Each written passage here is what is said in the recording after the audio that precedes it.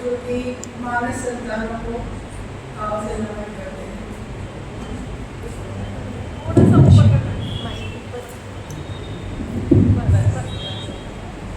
हरिओम।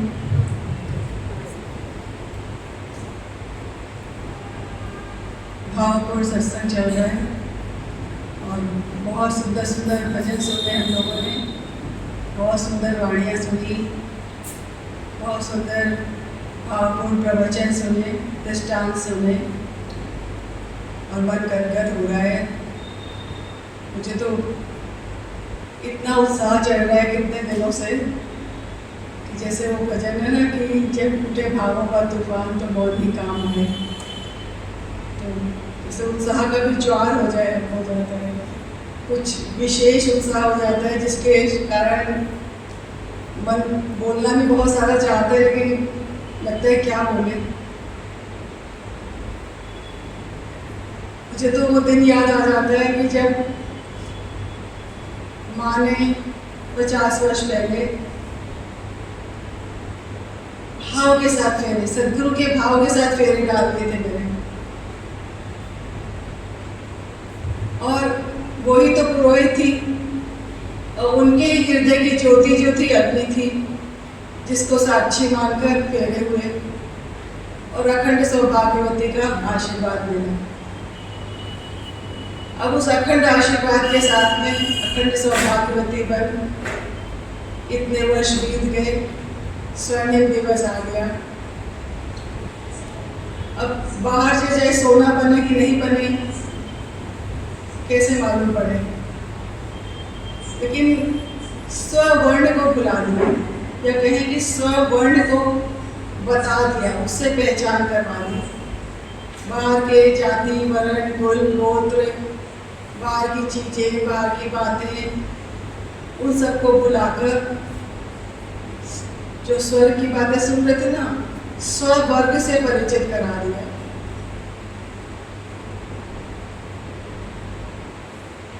एक जो अभी हम निर्वाण की बातें कर रहे हैं, तो सदगुरु की 50 वर्ष हो गए लीला संवरण किए हुए उनको, और उसके बाद भी रोज नित्य नई लीला देखते हैं। हर एक आदमी आकर के, हर एक प्रभु प्रेमी आकर के अपने अपने अनुभव बताते हैं कि मेरे साथ ऐसा हुआ, मेरे साथ ऐसा हुआ। तो ये तो नित्य लीला चल रही है उनकी, संवरण कहाँ हुआ। जैसे रोज ही तो उनकी नई नई मानस संतानें जन्म ले रही है,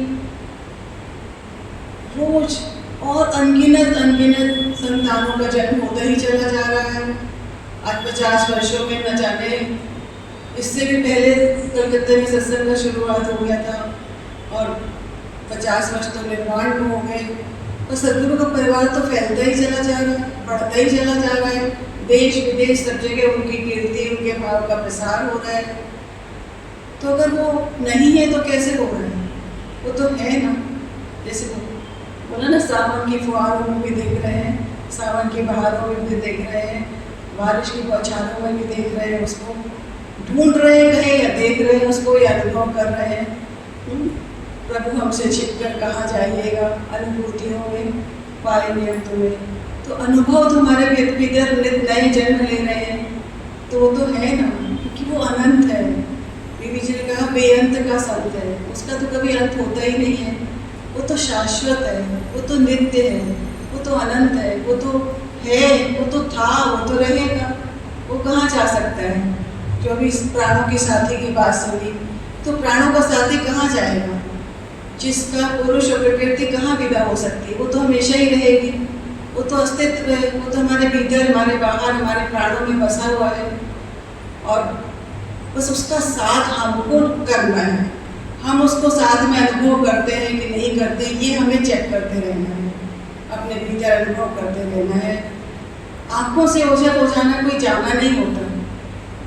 हर बार ये बात होती है कि स्थूल सूक्ष्म होकर और भी व्यापक हो जाता है। जब स्थूल में शरीर था, सशरीर थे गुरुदेव, तो कलकत्ता जाकर ही हम उनसे मिल सकते थे, लेकिन जब सूक्ष्म हो गए तो यहाँ की हवाओं में, फिजाओं में, हर कण में, हर मन में, हर जल में समा गए। उन्होंने तो स्वयं ही कहा है कि मेरा जलांश जाकर के उस बावड़ी में, कि जहाँ भी परमात्मा जल पीता है वहाँ भी जाकर के मेरे शरीर की मिट्टी पृथ्वी तत्व में जाके समा जाए, जहाँ मेरे बच्चे बैठ करके भजन करते हैं। सब तरह से उन्होंने अपने पांचों तत्वों को परमात्मा के तत्व के साथ में, जो पंच तत्व हैं क्षति जल पावक गगन समीरा, उनके साथ मिला दिया है और प्राण तत्व भी मिल गया है। तो सब में समा गए। कहाँ नहीं है, वो है। बस ये हमें अनुभव करना है, ये हमें जानना है, और इस जानकारी के लिए ही हम सदगुरु के दरबार में आए हैं, इसको पूरी तरह से पुष्ट करने के लिए अपने जीवन में। यही हमारे जीवन में निर्माण है। बार बार निर्माण सुनते सुनते एक बार भैया से सुना था कि जो हम लोग एक पंक्ति गाते हैं, ब्रह्म न निवारत हुई बिन सदगुरु हर्षे बिन सदगुरु दर्शे, दोनों ही बताया था उन्होंने कि हमारे भ्रम का निराकरण, हमारे भ्रम का निवारण सदगुरु के दरबार में होता है। जब तक हम सदगुरु के दरबार में नहीं आते तब तक हम अपनी इस देह को, अपने नाम को, अपने रूप को मैं समझते हैं, और जब हम सदगुरु के दरबार में आते हैं तो हम अपनी आत्मा को मैं समझ पाते हैं। आत्म भाव की जान लेती है। ये है सदगुरु का दरबार, यहाँ कर लो अपने विचार। तो ये भ्रम का निवारण हुआ ना, निर्माने नहीं, रहित, जो नहीं है, तो भ्रम निवारित हो गया, भ्रम का निराकरण हो गया, मतलब जड़ से समाप्त हो गया। तभी हमारा निर्माण हुआ कि उसमें से हमारे मान अपमान की भावना चली गई। मान अपमान किसका होता है? शरीर का होता है, देह का होता है। आत्मा का तो अपने आप ही वो तो निर्माण है, स्वामान में जीती है, तो उसको तो अलग से सोचना ही नहीं है। हम अपने स्थूल शरीर में ही तो अपमान और मान समझते हैं, मेरे बहुत मान प्रतिष्ठा हो रही है, मुझे बहुत यश मिल रहा है। और यदि हम अपने आत्मा के भाव में रहते तो कोई हमारा अपमान करेगा, कोई हमारा मान करेगा, हमें कोई फर्क ही नहीं पड़ता।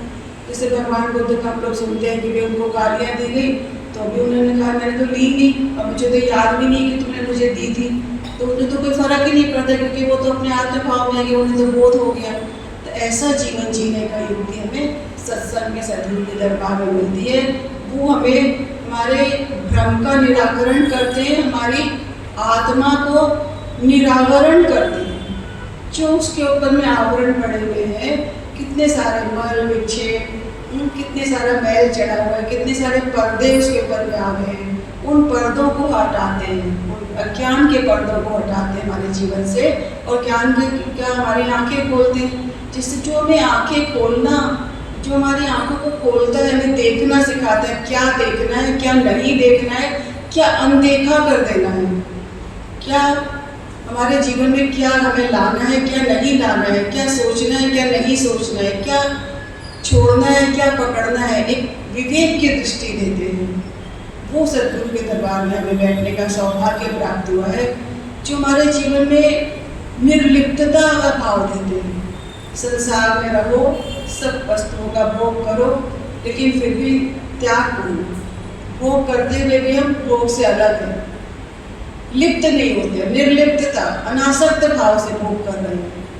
अपने आप स्वतः त्याग का भाव है, स्वतः भोग भी कर रहे हैं, सहज रूप में जीवन में।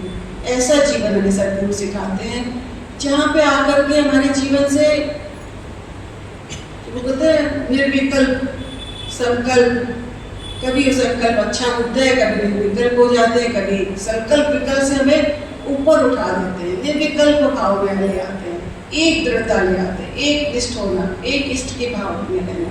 ऐसा जीवन जीवन है जो हमारे जीवन में निश्चिंतता सिखाते हैं, हमके निर्भयता सिखाते हैं। जीवन जो है निडर हो जाता है, फिर जीवन में कोई भय नहीं रहता।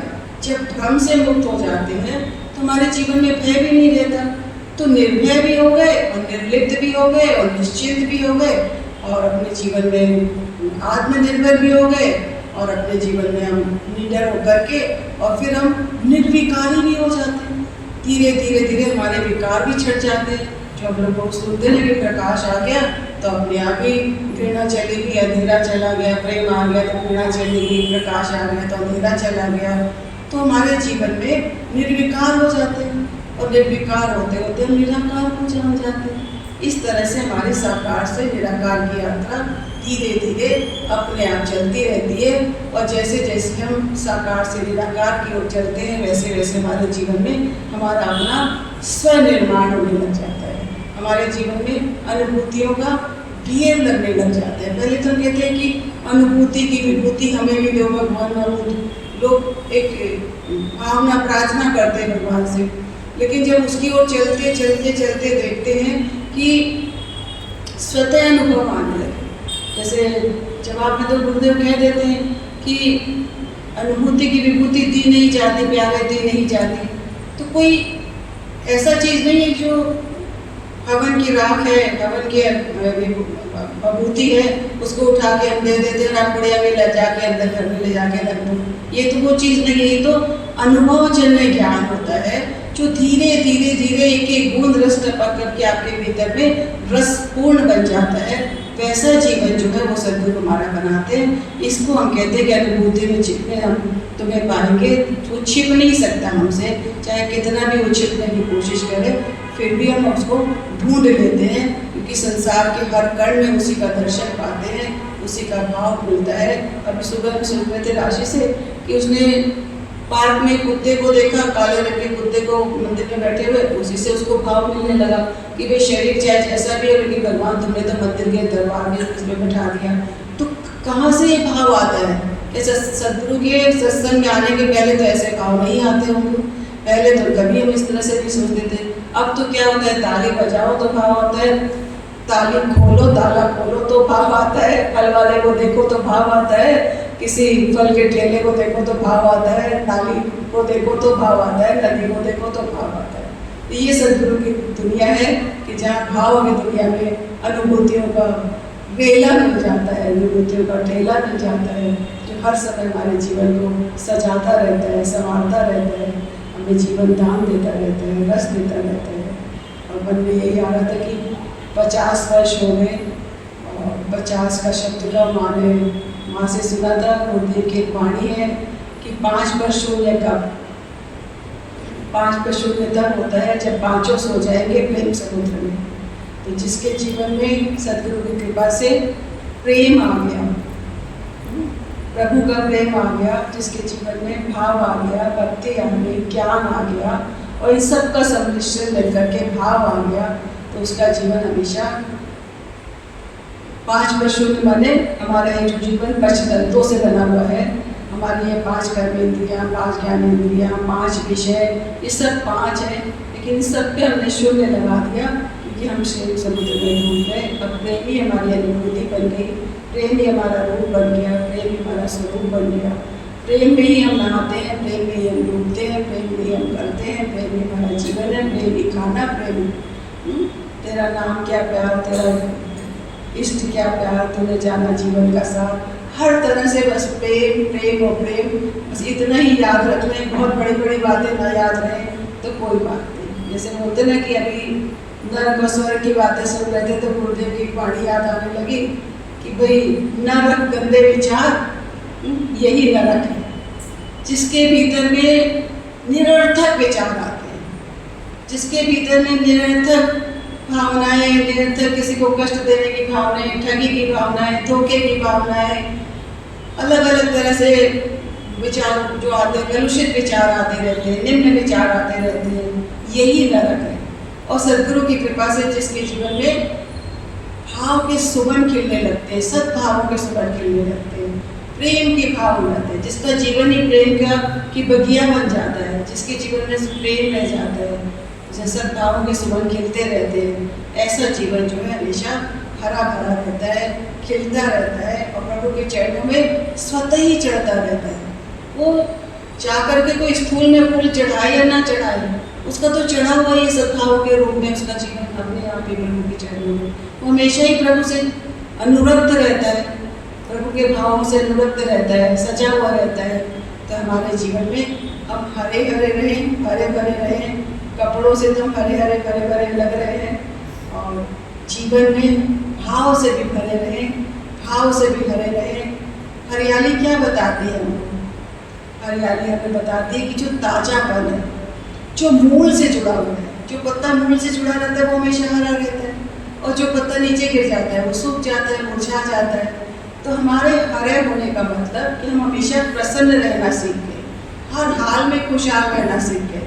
हमारे जीवन में वो हरियाली भीतर तक छा गई, हमें अपने आप में हमेशा प्रसन्नता का बोध होने लगा। बाहर मान अपमान मिलेगा, सुख दुख आएंगे, सब तरह के छींटे पड़ेंगे, लाभ हानि होगी, कभी चिंता होगी, कभी बाहर की चीज़ें बहुत सारे आएंगी, उठा पटक होगी, क्योंकि एक जैसा तो कभी रह ही नहीं सकता, हमेशा बदलता ही रहती प्रकृति। तो प्रकृति में तो कभी सावन आएगा, तो कभी फागुन आएगा, तो कभी सूखा भी पड़ जाएगा, कभी गर्मी भी आएगी, तो वो तो बदलती रहेगी। तो बाहर की चीज़ों से हम प्रभावित नहीं हो, भीतर से प्रभावित हो, भीतर हमारा दर रहे, भीतर हमारी तरी रहे, भीतर हमारा जीवन तरी बनता रहे, हमारा जीवन में आनंद रहे, छाया रहे, तो हमारा जीवन हम हरे हरे और भरे भरे रहेंगे।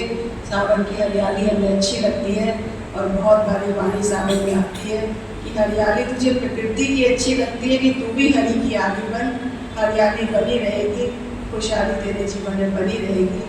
तो ऐसा जीवन हमारा हमेशा बनता रहे, यही सदगुरु से प्रार्थना करते हैं कि हम सब सदगुरु के चरणों में हरे हरे होकर के आए, हरे भरे होकर के आए, प्रेम से भर के आए, भाव से भर के आए, भक्ति से भर के आए, और अपने जीवन को हमेशा उनके चरणों में चढ़ाते रहे, और चरणों में चढ़ाते रहे बहुत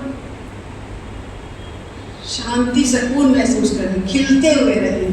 एक तो कोई बार बार जो आज वाणी आ रही थी कि भी सिर झुकाना तो आरंभ मात्र है, सदगुरु के भाव में रूह से समा जाना है, अपने भाव में अपने भीतर उसके भाव को आत्मसात करते हुए खिले हुए चढ़े, कोई दुख की भावना से नहीं, कोई स्थूल भावना से नहीं, प्रेम के से हमेशा अपने भीतर वो भाव महसूस करते रहे, और जीवन हमारा खिलता रहे, प्रभु चरणों में चढ़ता रहे।